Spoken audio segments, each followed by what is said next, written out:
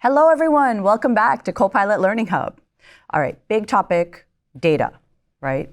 Without good data, you don't have good AI. We all know this. But what are we actually doing about it? It turns out you can use Copilot to organize your data. That's meta. That's pretty cool. That's pretty cool. One of the things that I have found to be very fascinating is the Copilot in Data family of tools. It can be a little confusing because there's so many aspects and angles to it. So we decided to do a multi-part series, okay? It's gonna be a 5-part series on this, where we're gonna visit Azure Data Factory and then Azure Data Science and Azure Data Engineering. So first up, we're gonna start with Azure Data Factory, and joining us today is Someleze Diko from South Africa. Hi, Someleze. Thank you for joining us today. Hey Donna, thank you so much for having me. Of course. Hey everyone, my name is Someleze Diko and I'm a cloud advocate at Microsoft in the data advocacy team, here to talk to you about everything Copilot for Azure Data Factory. That is awesome. Okay, so first of all, what is Azure Data Factory for those who may not be the most familiar? Yeah, for sure. That's a great question, Donna. So with Azure Data Factory, it actually allows you to ingest, clean, and transform your data within Microsoft Fabric so that you can be able to prepare it for an example, if you want to train machine learning models on it, or you want to actually build visualizations on it. So you can use Data Factory to allow you to do any kinds of transformations. Like for an example, if you want to remove any empty rows within your data set, or if you want to actually add new rows and do calculations, you can use Data Factory to do that. Okay, so it is the tool to do the thing we tell everyone to do, which is before you can do AI, you have to get your data in order. And Azure Data Factory is the thing you use to get your data in order. Yeah, Perfect. pretty much. Okay, I hope you all paying attention because I'm extremely interested in what Someleze is going to show us. So, given that this is a 2-parter, what are you going to show us in this part 1?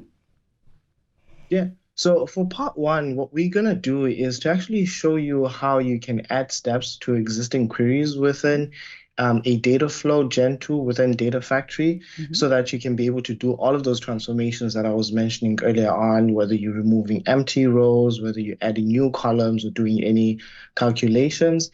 And then from there, we'll continue adding those steps onto the existing queries. But also, one key part of that is to actually add new data from your data source, whether it's a CSV file or an Azure SQL database. I'll also show you that on how you can actually achieve that within Data Factory. Okay, that's a really powerful tool. I love that. All right, show us. I want to know everything. Yeah, for sure. So on the screen right now, you're seeing what we call a data flow Gen 2, where you're able to use it within Data Factory to ingest your data, do your transformations. And what I already have here on the screen is some of the tables that are already ingested.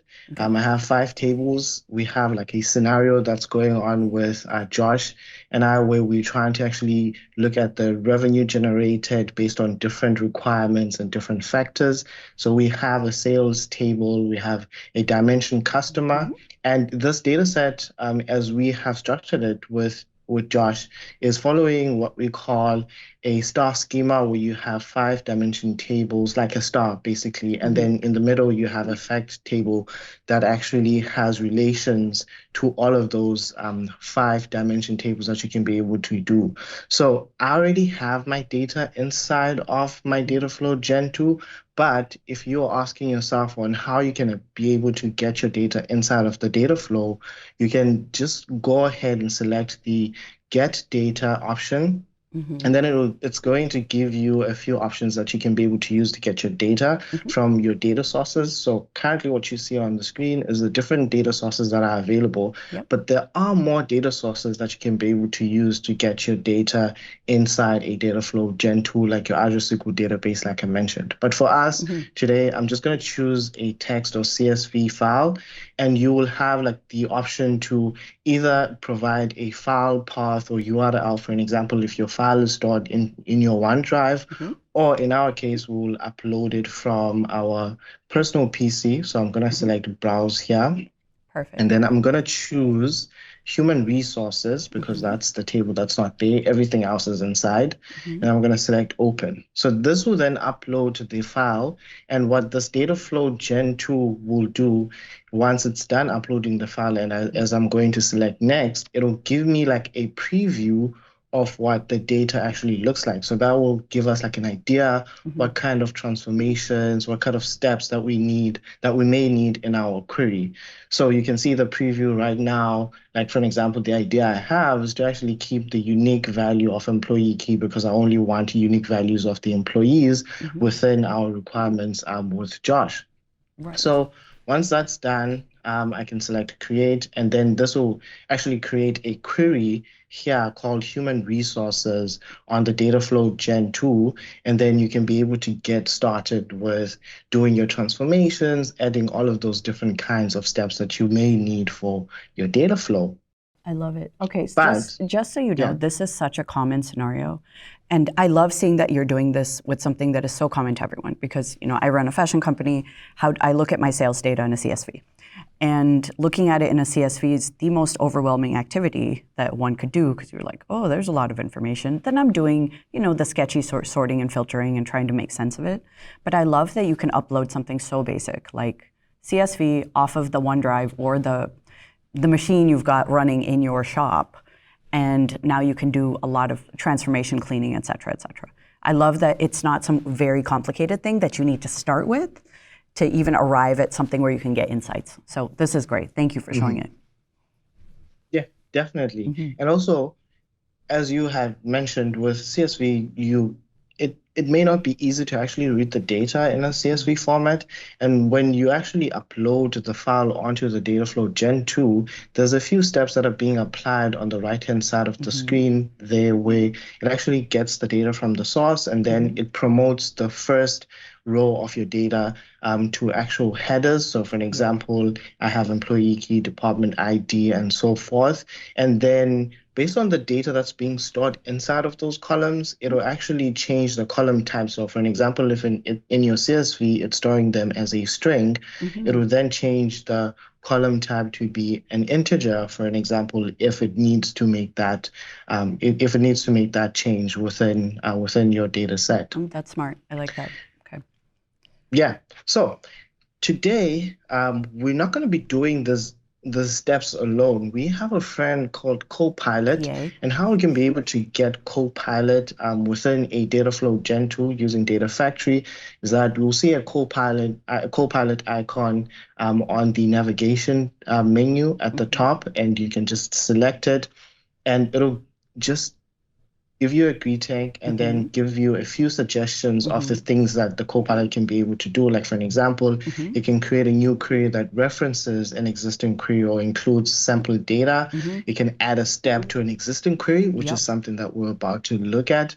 And then it can describe an existing query or steps. I love this Now, because all the times I've inherited a query from someone else. From your team, by the way, Someleze, run this query, Donna, and modify it. I'm like, what does this query mean? It's like inheriting code written in some foreign language that you've never seen before. So I appreciate the second one, or the third one. Explain me this, please, and then help me modify it. So this is awesome. Thank you.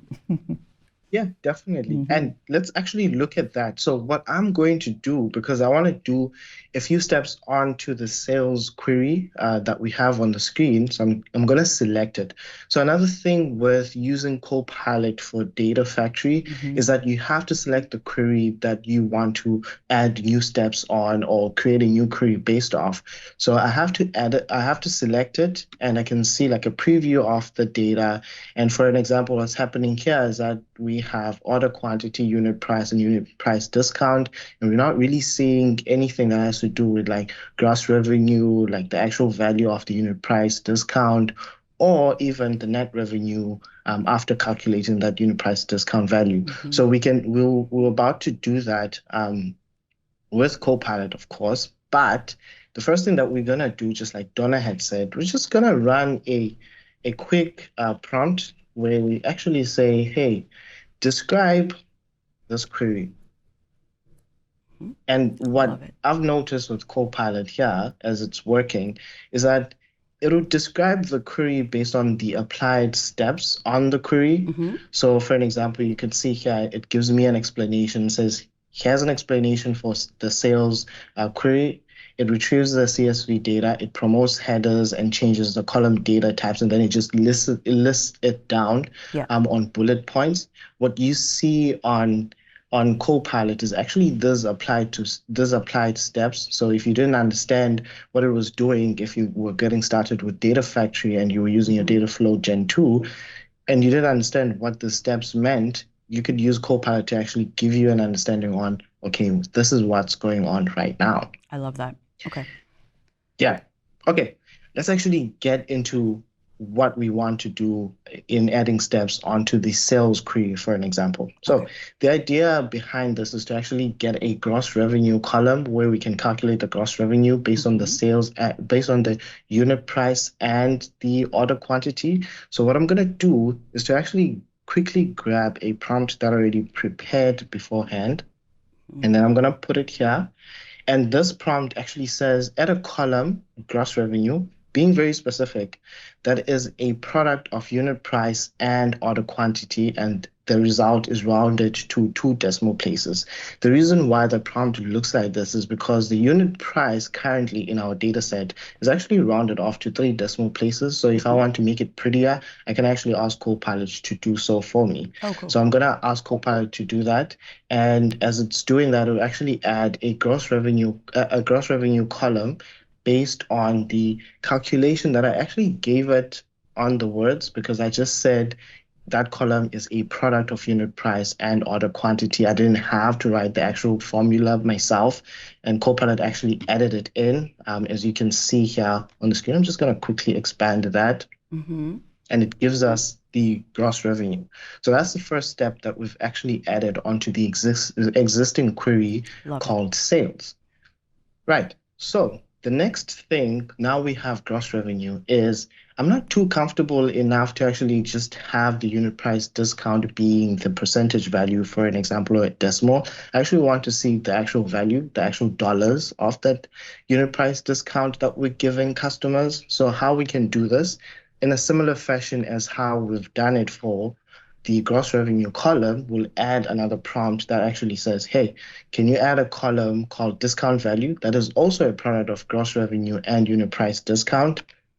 And again, round it off to 2 decimal places. And this is one of the few tips that I would give you when you're using Copilot within Data Factory, is that try to be very specific. Actually, for any Copilot, try to be very specific on what you're trying to do so that you can get your desired outcome.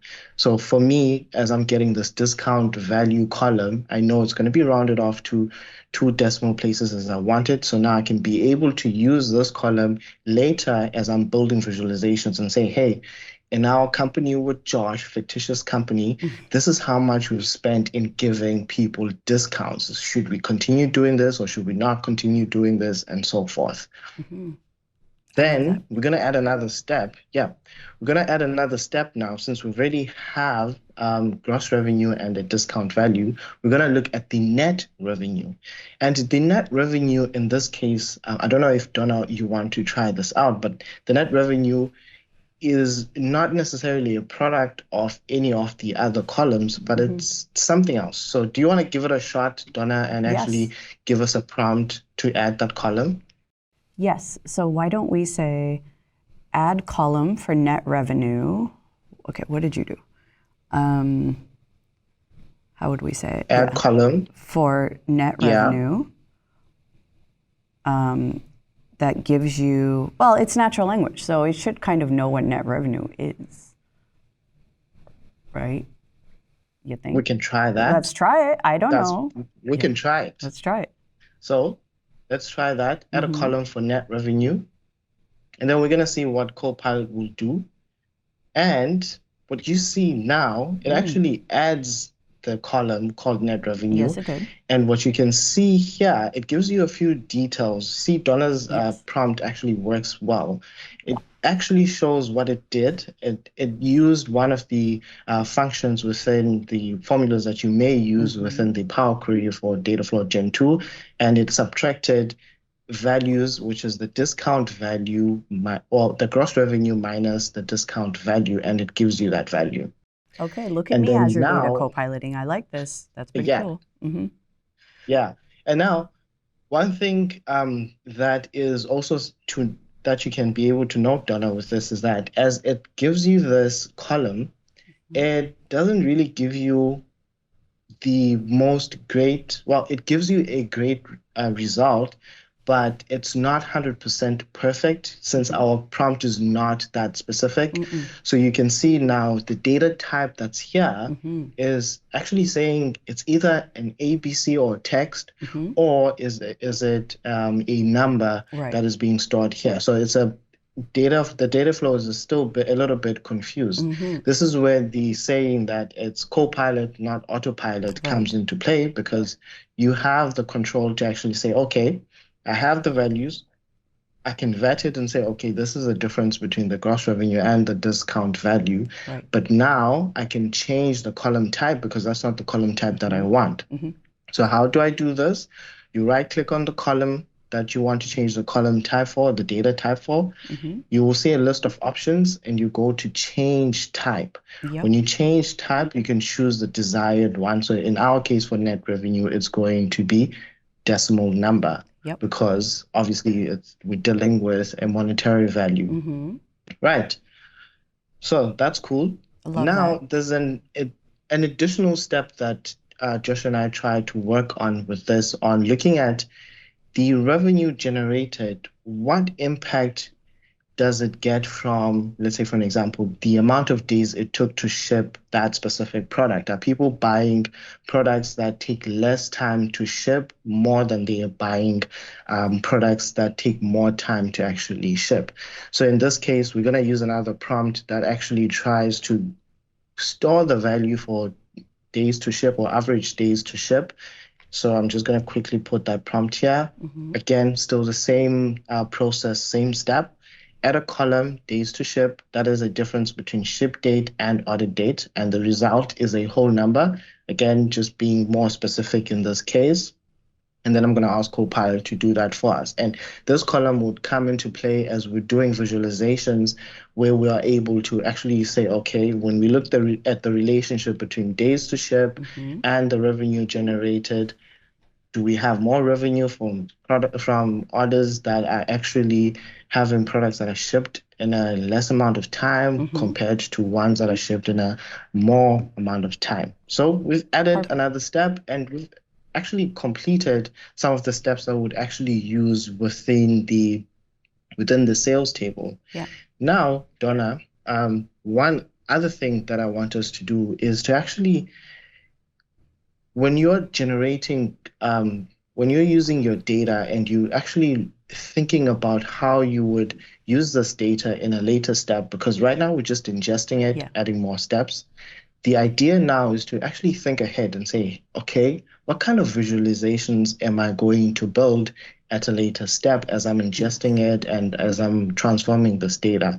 And what kind of story am I going to tell with those dashboards and reports? And that's the reason why you're finding that we're creating all of those columns for net revenue and gross revenue.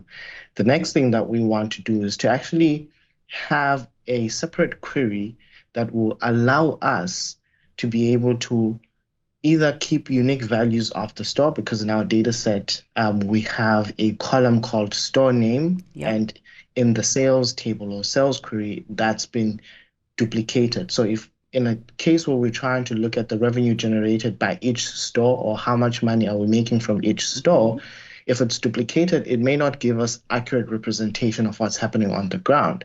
So to do that, we would need to create a new query. Let's pause real quick, because what I want to do is take a pause, give the audience a chance to process, because we've spent some time prepping our data. Now we're going to transition to a different episode, okay, where we're going to make a new query, and then magic will happen. Hello, everyone. We're back with the second part of our Copilot and Azure data series, and we're back with Someleze. So in the previous episode, which you haven't seen, you should see, we got a lay of the land of Azure Data Factory, which was a pretty cool product, learned how to understand a query that is existing that you might have inherited, but more importantly, how to modify it to actually be able to do useful things with it. So now, Someleze is going to show us how we make new queries, but also how do you add synthetic data, which is a big topic because sometimes we just don't have enough good data to be able to rationalize over and make choices. So synthetic data becomes a big factor in our overall end-to-end data story. Someleze, thank you so much for joining us again. Yeah, thanks, Donna. Of So course. happy to be here and showcase the awesomeness of Copilot. Awesome. Let's do it. Yeah, so right off the bat, we're about to create a new query. Firstly, that new query is just going to use already existing data, just doing a little amount of transformation. And then we're going to create another query that uses synthetic data that's generated within the data flow. Okay, let's actually do this. So in our requirements for this specific data set, we're actually trying to look at the revenue generated by each store, and we actually have some columns that showcase the store name within our sales query. But we want to actually keep it separate to create it as its own table to have unique values. And how do we do this? So I already have a prompt. I'm going to ask our friend Copilot to actually do this for us. And I'm going to put it in here and say, hey, I'm going to ask it and say, hey, create a new query and select only store key and store name columns and keep unique values, and remove empty values if we have any empty values in our new query. And what that's going to do, if I ask Copilot to actually do that, because we've seen that the store name is being repeated on the sales query, what Copilot will do will create a new query that will allow us to actually have unique values inside of that new query. And then we can be able to just remove any other empty values that are there or empty rows that are there. So you can see now it actually created a new query called query. And we have unique values of the commerce bicycle specialist, for an example, which was one of the ones that were duplicated there. So what I'm going to do here to make the job easier for Josh, I'm going to change the name and say Dimension Store or Theme Store, because as we are going to send this information or this data back into our lakehouse so that Josh can be able to use it in a notebook, he needs to have the right naming conventions for our tables because we're using a star schema. Okay, cool. We've seen how we can be able to use Copilot to actually create a new query on existing data, but how do we then create an entirely new query and add synthetic data with it? And the reason behind that is actually because we want to visualize our data based on the revenue generated on either a fiscal year, a quarter, or a calendar year, and so forth. So to do this, I'm going to quickly zoom out a little bit here on those queries and move this down. But to do this, firstly, yes, we're relying on Copilot, but we also have the option to do this ourselves. So how do we do this? We're going to select Enter Data at the top of our navigation bar, rename this column 1 to date key, for an example, then leave this as is, empty. We don't add any row of information. We're going to ask Copilot to help us with that. Select OK. This will then create a new query called query at the bottom, and we will have date key. For me, I'm going to rename it, so you can rename it here on the query settings pane. So I'm going to rename it and say dimension date, again using a star schema with dimension tables and effect table. So I'm going to rename it to dimension date so that when we send it to our lakehouse, it has the right naming convention. Then the first step that we're going to do here is to actually generate that synthetic data that we were talking about. I have the option to actually add the synthetic data because I might be adding it, I might be making it up in my mind, but that may take me a very long time to actually add the synthetic data because I have to account for what's in my data set. So how do I do this? We ask Copilot. So I've already started with the first step, but the rest of the steps now I'm going to rely on Copilot to actually do that for us. So I'm going to add a query here that says add a step to this query to add date values to the date key column. So being very specific, I like being specific, starting from the 1st of January 2012 to the 31st of December 2013. The reason why I'm doing this is because the number of orders in our sales table actually range from between those 2 years, 2013 and 2012. Right. So I asked Copilot to do that and I hit send. And then Copilot will be like, oh, there's something that you're trying to do. So I'm going to generate synthetic data for you. And if I expand this a little bit, you'll see that we have the synthetic data. We have the 1st of January 2012, and then it goes on and on till the 31st of January, and then starts to February, and then it goes on to the next year. So we have the synthetic data, but we're not going to stop there. You might notice something. We are actually storing date values in a string column type. So if we don't want that, again, I still have control within the data flow. So I can go onto the column, right click on it, change the data type and name it date. And then I can also rename the column name as well, again, and remove the one that we actually used, and then going to select rename, and then I'm just going to keep it as date. So now my data is being represented in an accurate manner because I'm storing date values in a date column. The next thing now with the synthetic data, we're going to play around with it because at the end of the day, we want to do visualizations that will actually give us information and tell a story about our data. The first thing is to actually try and split this into the day, the month, and the year, because other transformations are actually dependent on that. So to do that, I'm going to ask Copilot to actually allow us to do that. And then I'm going to say, hey, can you please add new columns, day, month, and year? And I'm not specifying anything else. And as I'm asking Copilot to do that, actually look at what happens. Copilot will be, in a sense, smart enough to say, hey, I'm going to give you the day from the date, which is, the 1st of January. The month is January. The year is 2012.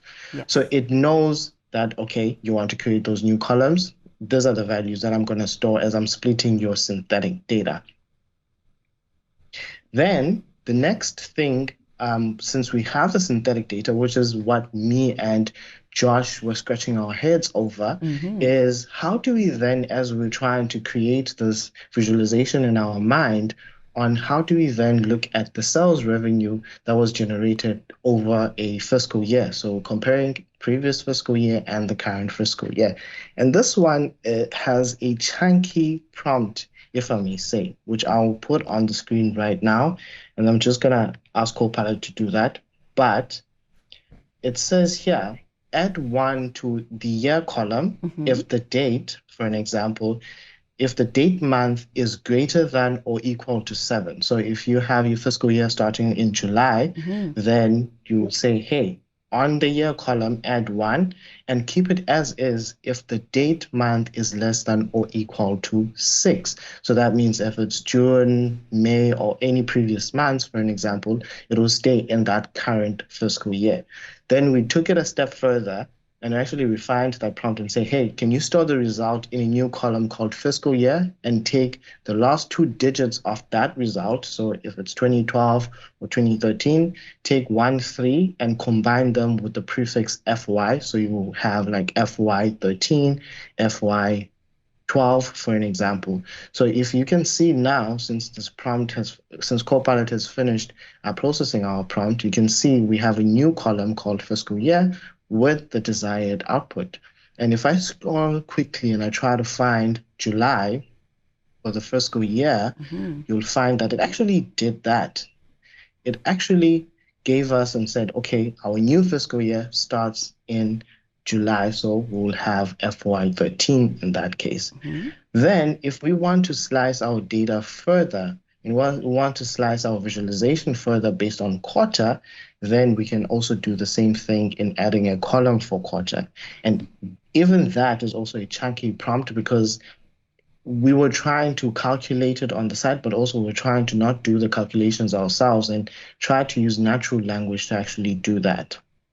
What we found, as I'm going to send this to Copilot, what we found, if we just said, hey, add a column quarter, and we left it at that, what was going to happen is that Copilot was going to add that column for you called quarter, but it will base it based on the calendar year and not your fiscal year. So if your calendar year starts in the 1st of January 2012, your Q1 would start in January. But your fiscal year starts in July, so your Q1 means that it starts in July. So our prompt here said, add a column quarter with the values as Q1 when the month is equal to 7, July, or August, or May, being very specific to actually get the desired outputs. Q2 when the month is equal to, August, September, October, and so forth. And that actually gave us this result of having, all of those values being generated by Copilot with our synthetic data and actually saying, okay, here's what's happening here. This is your Q3, and you'll see when you go to April, for an example, you'll say, okay, this is the start of your Q4. And basically, that's actually how you can actually use Copilot within Data Factory to add synthetic data onto your query, whether it's a new query or an existing query. But in our case, we actually created a new query and we got synthetic data. So now we can be able to use this new query as a table in our lakehouse or as a table in our Power BI report as we're trying to slice and dice our data and building visualizations with it. I think this is fascinating because just this topic of synthetic data is the scary sounding topic, right? It's like, oh, how do you do that? First, how do you get it into your data store? How do you do that easily without being some sort of an expert? But I love that you've got an albeit chunky query. It is a query that is reproducible. And once you create a query like this, you stash that and you can use variants of this going forward to kind of fill in the gaps of your data. So you can say like, hey, we don't have enough data looking at, 3 Decembers ago, but we can extrapolate some information just given last December or, something like this. Yeah. So yeah, this is great. And for retail, this is everything, right? Because retail is not an exact science. It just isn't, because you're not looking at someone's medical data or anything like that. You're looking at general trends in the market and general, preferences on SKUs, like people like red bicycles more in December versus yellow bicycles in summer, whatever it is. So I think this is incredibly cool. Oh, Someleze, you have given my brain like a fabulous exercise session today. So thank you so much for spending all this time with us. And everyone, please go back and carefully watch these 2 episodes and write stuff down, because next time, Josh is going to come and join us to teach us how to use Copilot in Azure Data Science and Copilot in Azure Data Engineering. So things are going to get way more technical. So get really familiar with how these tools work, because at the end of this 5-part series, you are going to be very, very proficient in Copilot in Azure Data. All right, till next time. Thank you so much. And thank you again, Someleze. Talk soon. Thank you so much, Dona.